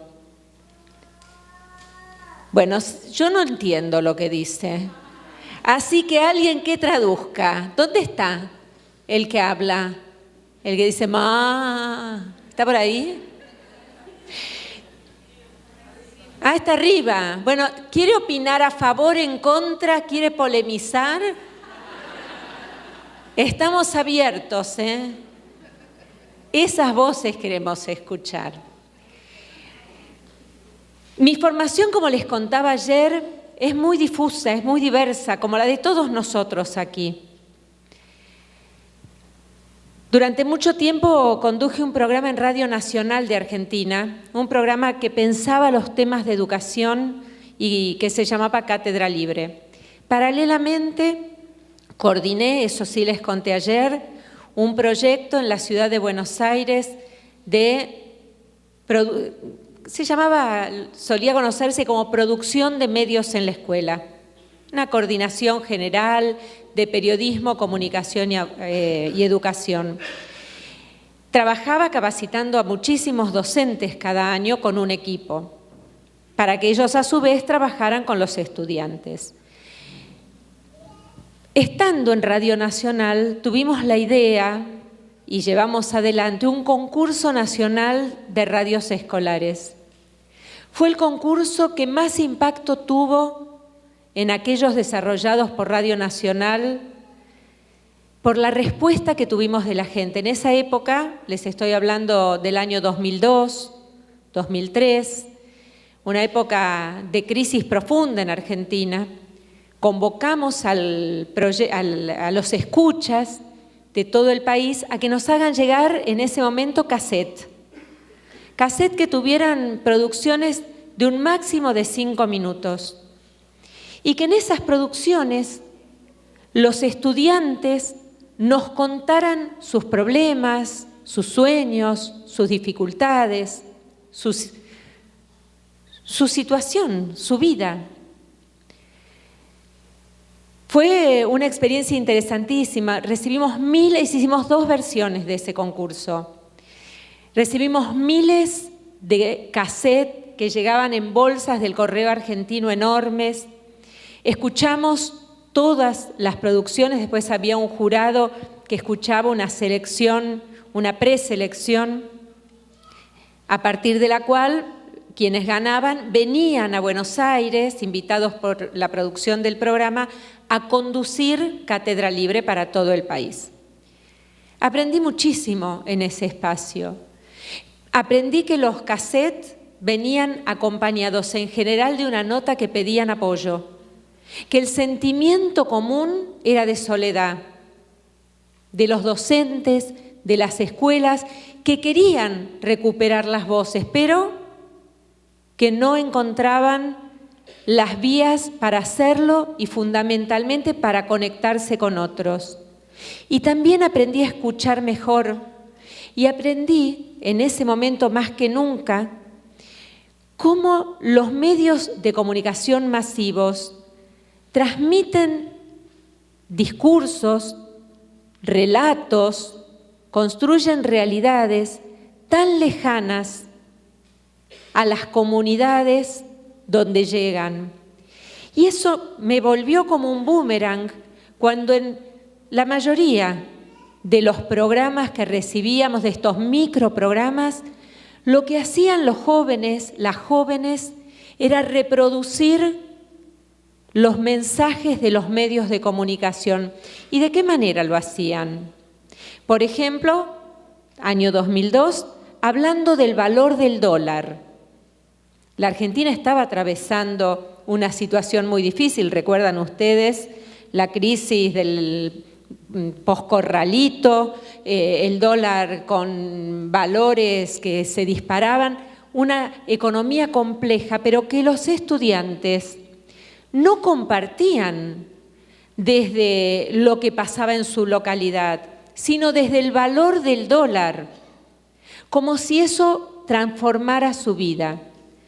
Nos contaban los hechos nacionales transmitidos por los medios masivos como si eso fuera su espacio cotidiano, como si esa fuera su realidad inmediata. Y lo que les pasaba es que sobre esa realidad transmitida desde la capital de la Argentina era muy difícil poder incidir. Y quizás donde más claramente lo vi fue a la hora de tratar de identificar las músicas que ellos transmitían desde todo el país. Y en ese momento aprendí a aborrecer, a odiar una canción, Color Esperanza. ¿La conocen? Pintarse la cara, ¿no? Pues es una canción muy conocida y que parecía que era el himno nacional. Los estudiantes no identificaban músicas locales, no buscaban esta oportunidad como una oportunidad de dar a conocer las bandas de música de sus comunidades, las bandas de jóvenes. Simplemente reproducían. Y ahí surgió la idea de crear una red, como una respuesta a esta escucha, a este pedido de capacitación y esta mirada que yo iba teniendo de la ausencia de escucha de las voces de los más jóvenes y también de las voces de los adultos preocupadas por recuperar esas voces. Y así surgió esta Red Nacional de Radios Escolares. En el año 2003 empezamos a invitar a quienes habían participado del concurso. Piensen en aquel momento, estaba empezando a tomar más ubicuidad Internet, con lo cual al principio era difícil, podíamos enviar un mail, pero era tan difícil pensar en armar portales, en trabajar interactivamente, y empezamos a construir con espacios virtuales, con encuentros presenciales, con un encuentro nacional de radios escolares, con encuentros regionales y con encuentros en escuelas, con capacitación, con debate, siempre tratando de generar herramientas que fortalezcan el rol de los docentes, este rol que, como decíamos ayer, está tan golpeado, tan esmerilado, al que se le demanda tanto y se le da tan poco. Buscamos acompañarlos y buscamos unirlos, y por eso pensaba en cuál es el sentido de las redes y de las redes que traía Alejandro, el de hacernos fuertes para poder pensar. Ese es el sentido de la red. Buscamos capacitar, buscamos visibilizar los trabajos que se desarrollan en localidades muy distantes unas de otras. Entendemos las radios escolares a veces como radios escolares, pero a veces como la voluntad de hacer radios escolares. No les pedimos a las comunidades que tengan frecuencia oficial, ni siquiera que tengan frecuencia si se hacen una parcería con una radio comunitaria, si lo que tienen son parlantes en las aulas. El modo que ellos elijan de trabajar es bienvenido, porque lo que buscamos no es la forma, no es la tecnología, sino que es recuperar la palabra. ¿Recuperar la palabra para qué? Para ejercer un derecho. ¿Qué derecho? El derecho a la comunicación, los derechos a la comunicación, ese paraguas. Hoy hablaban tanto Ismar como Alejandro de paraguas. El acceso a la información, la libertad de expresión, la posibilidad de participar y fundamentalmente ejercerlos para poder transformar la realidad de cada una de esas comunidades, poder incidir y poder transformar. Si eso no sucede, las radios tienen poco sentido. Las radios escolares son muy valiosas en las escuelas. ¿Cuándo? Para mí son muy valiosas. Cuando comprenden que, como decía Paulo Freire, se pueden atravesar las fronteras. El comunicador, el educador, el promotor social es un cruzador de fronteras, y la radio escolar tiene en su gen, en su genética, este desafío de trascender fronteras. Esas fronteras que ligan la educación con la comunicación, que ligan a los sujetos que están dentro de esas paredes que ya son tan porosas, tan frágiles, con quienes están del otro lado esperando esas voces, que es la comunidad. Y cuando se van descascarando, disolviendo las paredes de la escuela en este siglo XXI, la radio es una aliada maravillosa para poder construir sentido, para poder construir relatos que nos ayuden a transformar la vida de la gente, que nos ayuden a transformar los problemas que tienen los estudiantes, para poder escucharlos, para poder traer a la escuela eso que nos cuesta tanto, que es comprender sus culturas, sus prácticas culturales, pero que si no las escuchamos, difícilmente vamos a poder avanzar en ese proceso que mencionaba Ismar de enseñar y aprender.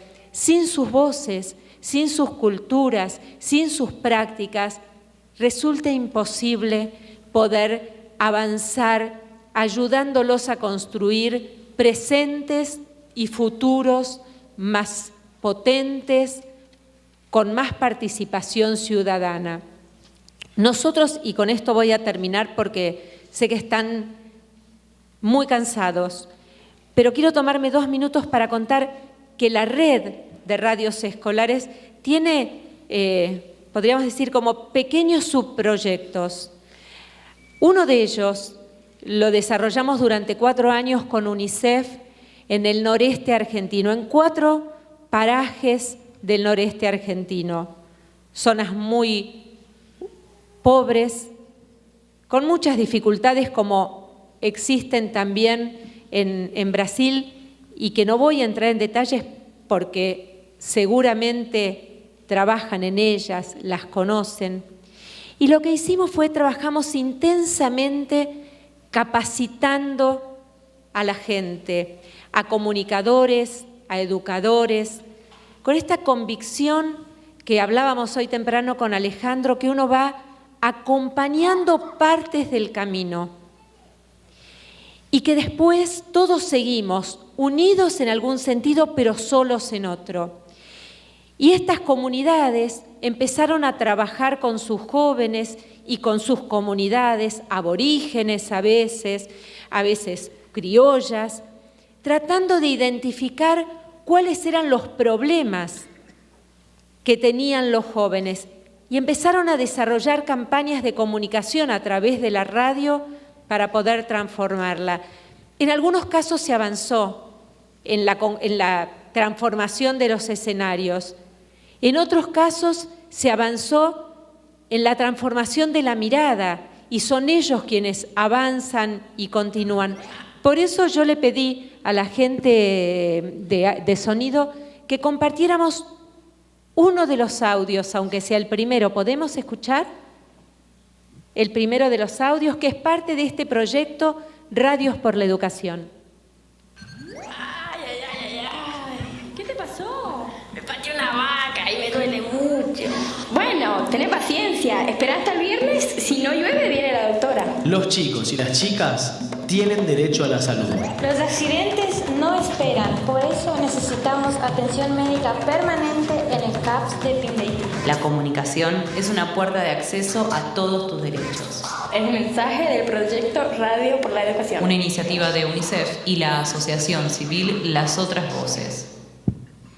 Lo que había pasado aquí, como cuentan los estudiantes, lo voy a traducir por si alguien no lo entendió, es que en su pequeña comunidad había una salita de salud donde el médico iba una vez cada 15 días.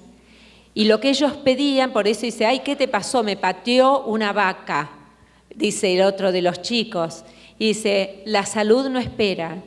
Cuando en la jornada final del trabajo los chicos presentaron este audio, estaba el intendente.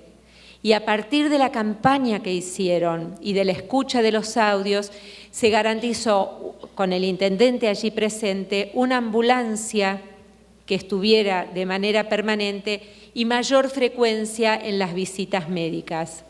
Es un caso puntual, pero los jóvenes comprendieron que si ellos ven sus problemas, si los pueden comprender, si se sienten actores capaces de transformar, y no lo hacen solos, sino que lo hacen en red en su comunidad, los escenarios van cambiando. Los temas más difíciles pueden transformarse y ellos tienen mucho que decir. Decíamos ayer, cuando hablábamos, ¿se acuerdan del voto a los 16 años? Aquellos que decían los chicos no saben y nosotros nos preguntábamos, ¿todos los adultos sabemos qué votar, cómo votar, a quién votar?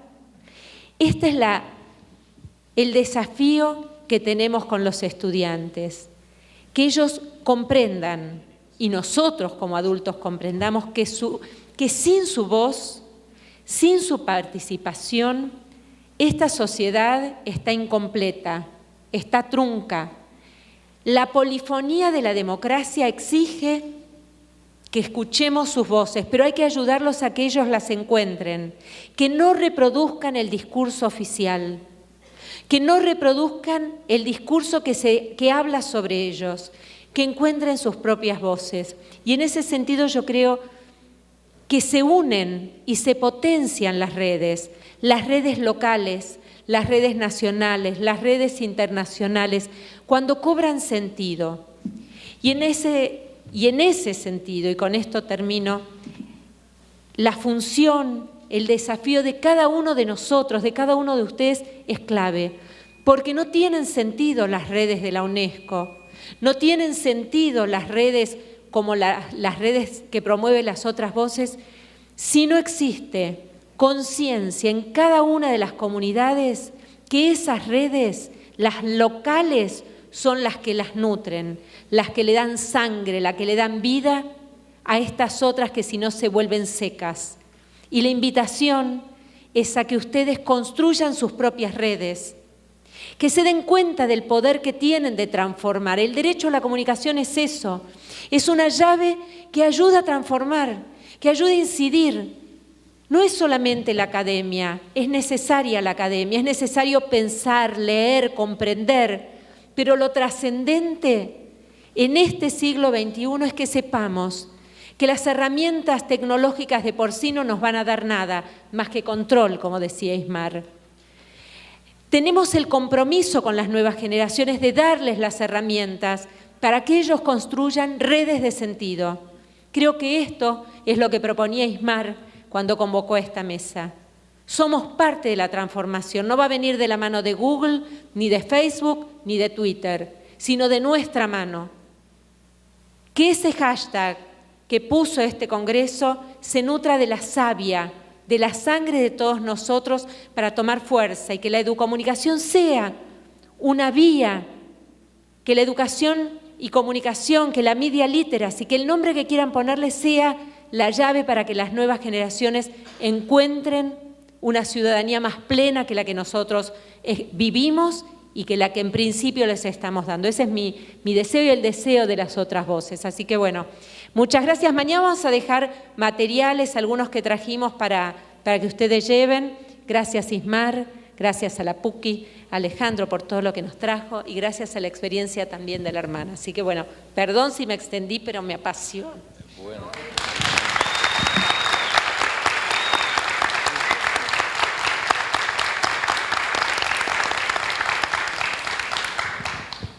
Nós temos 7 minutos e 30 segundos para algumas trocas de impressões, de algumas perguntas que vocês queiram fazer à mesa. Carlos.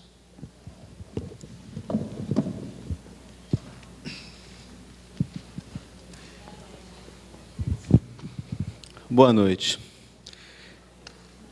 Eu fiquei intrigado agora. Eu sou Carlos, da Secretaria de Educação de São Paulo, coordeno o projeto Nas Ondas do Rádio. Eu fiquei intrigado agora com uma coisa. A questão do Media Education e a educomunicação. Eu senti nas palavras, por exemplo, do Alexandre, que nós temos aí um grande mote para fazer uma grande proposição nacional para a gente garantir a educomunicação nos currículos escolares. E talvez o MIL, ele possa ser esse grande mote, uma opinião minha, um pensamento aqui. Por outro lado, quando eu vejo, por exemplo, a Silvia falando do romantismo que há no trabalho dos meninos, das vozes que emergem, e que aí pouco importa se a tecnologia é um computador, ou se a tecnologia é um gravador com fita cassete, eu fico imaginando o seguinte: por que essa coisa da Media Education e educomunicação não passa a ser a mesma coisa para que quem é professor não tenha esse impacto quando chega uma coisa, quando chega outra?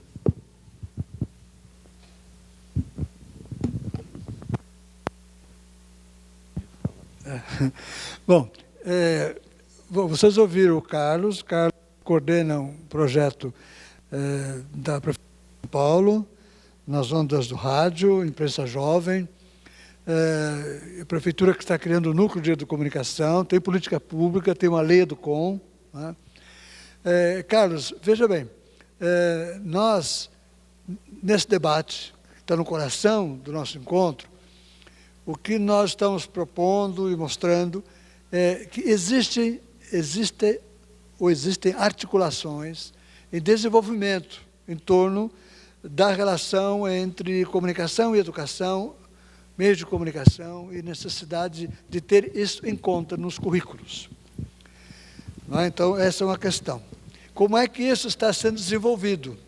Então, nós fizemos aqui um painel, vocês viram como está sendo desenvolvido na Argentina, como isso está sendo desenvolvido pelo âmbito da Igreja Católica, que tem um número muito grande de escolas e centros em todo o continente, como isso está sendo implementado pela Unesco e pelas universidades, e nossas experiências. Aqui foram apresentadas, nessas mesas e nos grupos de trabalho, centenas de experiências de práticas. E aí você diz que se sente um pouco tranquilo com essas questões. Veja bem, nós viemos trazer dúvidas, nós viemos colocar problemas.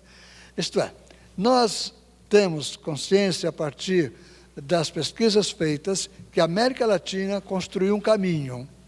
Esse caminho veio a partir do movimento popular, movimento social, movimento de resistência, busca pelos direitos humanos e a comunicação como direitos humanos. Então, esse é um caminho que a América Latina fez.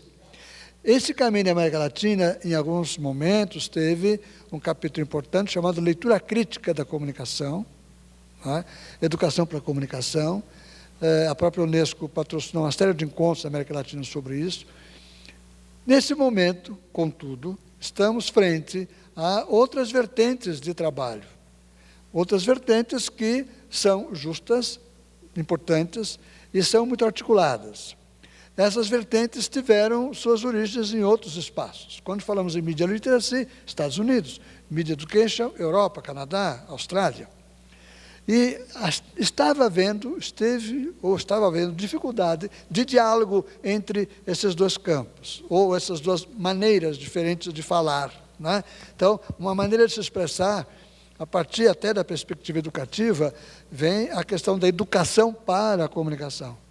Quando o inglês coloca dois substantivos, media, education, um está flexionando o outro. Na verdade, é educação para a mídia, essa é a perspectiva.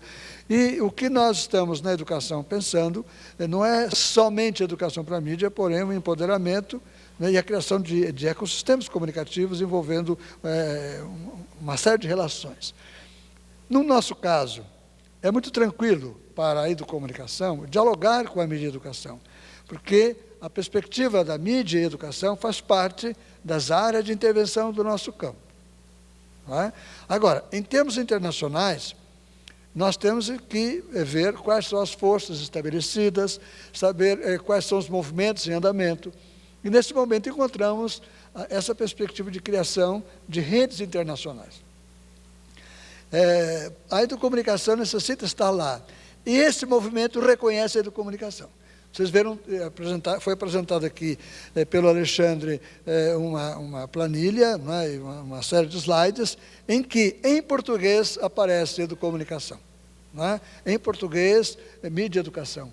Do lado de Media Education, Media Literacy. Isto é, a comunidade internacional sabe que nós existimos. A comunidade internacional quer dialogar conosco e sabe que há uma perspectiva, há um diferencial no pensamento latino-americano. Em alguns debates internacionais tem-se dito até que o pensamento latino-americano é próprio da América Latina, porque aqui nós temos determinadas maneiras de relacionamento, a educação, a comunicação estão num diálogo profundo e cultural, e que essa maneira não teria dificuldade de existir em outros lugares. Bom, acredito que sim, por questões culturais.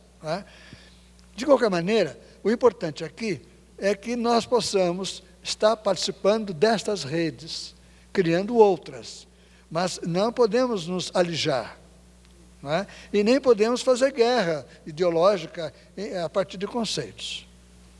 Então, temos com clareza do que foi dito aqui, o que entendemos por educomunicação. Ok. A partir dessa nossa clareza, nós vamos dialogar com as plataformas que estão sendo criadas. Nós já fomos legitimados lá, eles sabem o que nós pensamos. E quando vocês receberem a proposta para apresentar papers, lá vocês vão perceber que existe a hipótese de que papers venham da área da educomunicação ou do campo da educomunicação. Então, o que nós quisemos fazer aqui foi trazer um panorama latino-americano e mundial a respeito dessa mobilização. Por que isso é importante? Pela questão das políticas públicas. Políticas públicas que a Unesco quer que aconteça em cada país, onde nós estamos trazendo uma contribuição. Na sua cidade, por exemplo, existe uma lei chamada Lei Educom.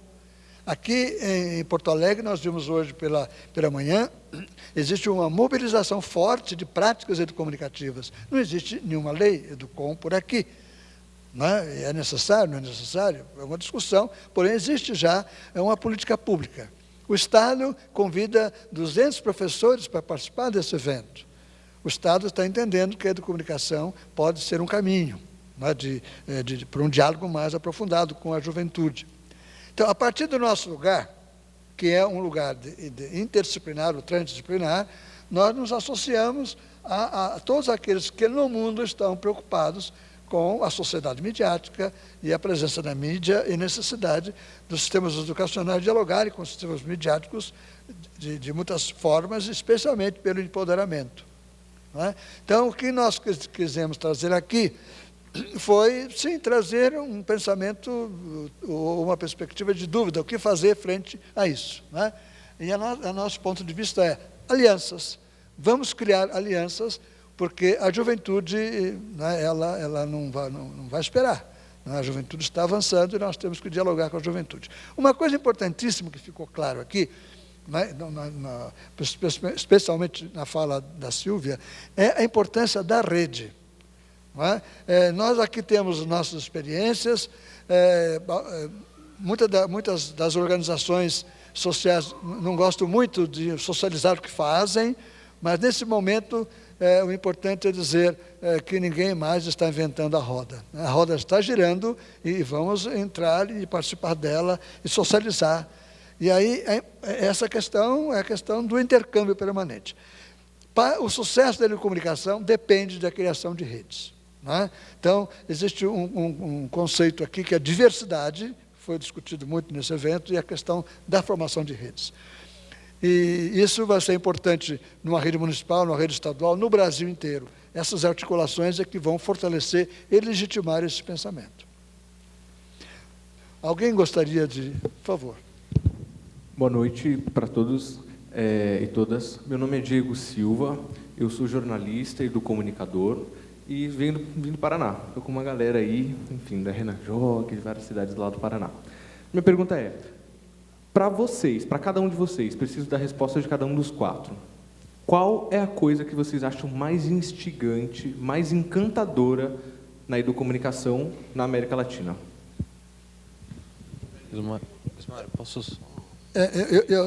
Sim, eu vou dizer o seguinte, com essa resposta, nós estaremos encerrando a mesa. Você colocou a bola no ponto do pênalti, para chutar o pênalti. Então, nós temos aqui 4 batedores de pênaltis. O companheiro quer saber o que a vocês les gusta mais ou é mais encantador em la educomunicação. Na América Latina. Essa é a pergunta. Alexandre. Eu queria só complementar o Carlos, que eu achei interessante que ele colocou, e aí já emendo com a tua. Carlos, eu acho que mesmo para... Obrigado. Mesmo para a Unesco, não foi confortável unir os termos Media Literacy com Information Literacy. Foi uma conjuntura de fatos, que tem a ver até com a confluência de como a União Europeia está trabalhando com esse tema hoje, com o fim do EMEDUS. Então, também gerou um conflito. E aqui no Brasil e na América Latina em geral, eu sinto que essas áreas não dialogam, a biblioteconomia não dialoga necessariamente, com a comunicação. Então, estou reforçando o que o Ismar coloca, que é uma questão de reconhecimento e oportunidade de criar uma aliança, mas não de fundir conceitos. Eu acho que os conceitos se complementam e coexistem. Então, eu acho que é um pouco nesse sentido, e tem suas importâncias, num cenário. Então, acho que é uma forma de aderir sem aniquilar o outro, quer dizer, sem perder a identidade, sem aniquilar a identidade, Acho que mais por esse caminho que eu iria. Diego, O Diego, eu acho que tem uma questão que para mim eu acho mais instigante e bonito, que eu trabalho muito dentro de escola e não há professor que não queira que seu aluno seja o ator do processo do conhecimento, né? Quer dizer, seja o protagonista do conhecimento, e isso é uma unanimidade, é uma carne de vaca, como se diz, né? Todo mundo é comum, mas são poucas as práticas que permitem que você realmente crie, que o aluno realmente crie, que ele realmente seja a locomotiva da construção do conhecimento. E acho que as práticas de comunicação proporcionam isso, porque elas têm o poder de inverter papéis e alterar papéis dentro de um ambiente, de um ecossistema, como uma sala de aula, pode ser um ecossistema como uma escola. E isso é tudo que a educação precisa para atingir um grau de qualidade, é que haja mais troca e menos direcionamento único. Silvia. Estoy de acuerdo con lo que dijo Alejandro, y también que la alegría no es solamente de los docentes, sino de los estudiantes. Ayer cuando se acercaron María y Lucas, que no sé si hoy están o ya se fueron, de Paraná, para decirme qué alegría escuchar que se está hablando de nosotros. Y yo decía, bueno, tendrían que estar ellos y no nosotros hablando de ellos, pero también ver cómo se va produciendo en ellos esta comprensión de su capacidad de transformar, que son parte con lo bueno y también con lo negativo, de que son ciudadanos, digo negativo con los límites que tienen que romper, las fronteras que tienen que romper, las dificultades que tienen que vencer, que son protagonistas del cambio. Yo creo que son protagonistas, y que lo más lindo es que, no sé si hay algo más lindo, pero que uno los ve crecer como ciudadanos al acompañarlos en esta troca, como decís vos, ¿no? O sea, aprender a construir un mundo que profundamente deseo que sea mejor y más justo. Sor Rosa. Carlos, esa pregunta que has hecho era un cuestionamiento en mi tesis doctoral. Media Education, Media Literate, Educomunicación, muchas palabras, mucha ciencia, mucha investigación epistemológica. En el fondo, lo que personalmente siento que es la educomunicación es la posibilidad de converger de un sinfín de miradas, de un sinfín de énfasis, y propone el encuentro, la relación, la nueva visión de comunicación, que se sirve de cantidad de plataformas, pero que en el fondo lo que busca, como ya lo han dicho, es la transformación. Y la transformación que va de la mano con una visión de persona integradora en todas sus dimensiones. De repente esa podría ser una aproximación a la respuesta que estás buscando y al gusto por la educomunicación. Yo soy una apasionada de la educomunicación y de la investigación sobre este tema, pero pienso que el punto de quiebre está en la posibilidad de escuchar todas las voces, de integrar todos los énfasis y la posibilidad de transformar las realidades. Bom, se me perguntam, né, o que mais me encanta, eu diria que tem tanta coisa bonita acontecendo, né, tantos sorrisos sendo abertos, mas especialmente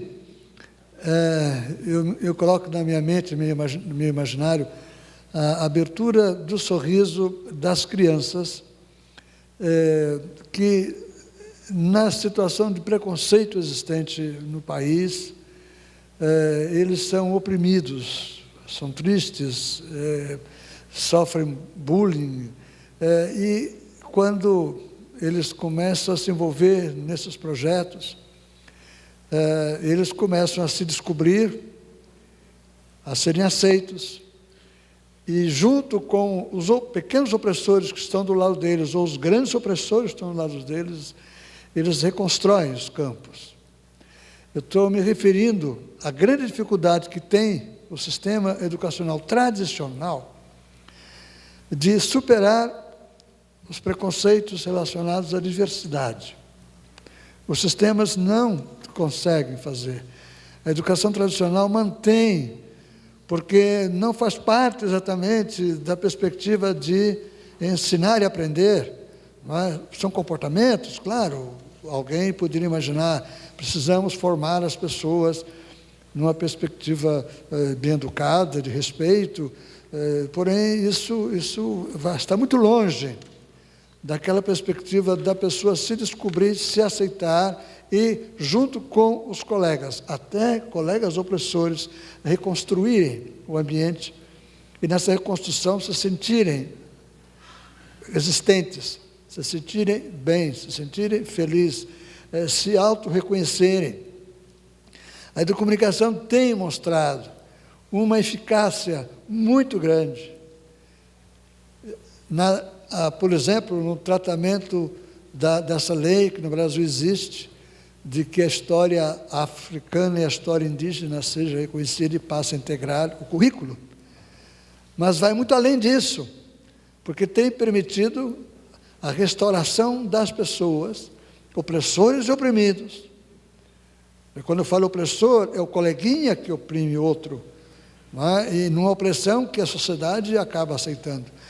Essa conversão para essa abertura para esse diálogo é uma dívida que nós temos para com 20 milhões de crianças. Veja Miguel Arroyo, quando ele fala no livro dele sobre os currículos como um espaço de disputa, ele chama atenção para um fato. No Brasil nós temos, na época que ele falava, 40 milhões de crianças nas escolas, ele dizia 50% são crianças que não se encontram na escola, a escola não é a cara delas.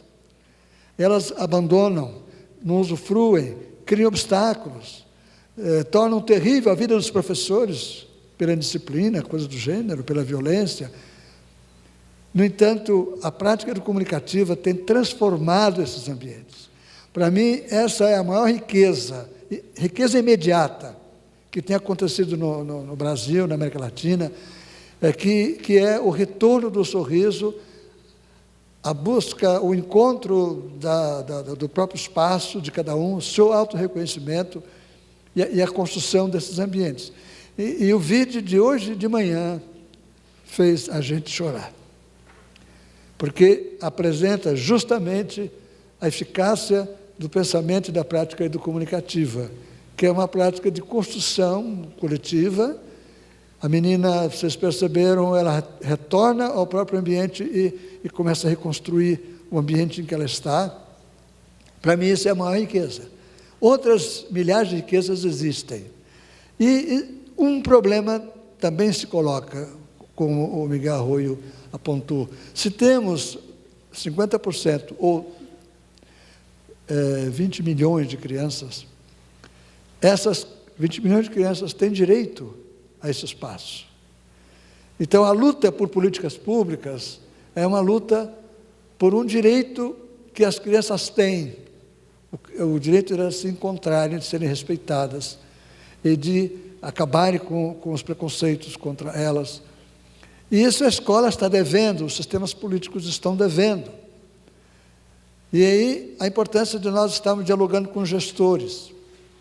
E a felicidade de encontrarmos gestores que estão entendendo isso, estão avançando com esses projetos. E o nosso papel, enquanto agente desse trabalho, na difusão dessa perspectiva. Eu agradeço muito a pergunta que foi feita, né? Porque essa pergunta nos leva para a perspectiva existencial. Por que educomunicação? Para que sejamos felizes e para que as pessoas que o sistema não permite que seja feliz se redescubram e nós a redescubramos. E a grande rede se faça, não é? A grande rede de conexão, de felicidade e de construção coletiva. É isso.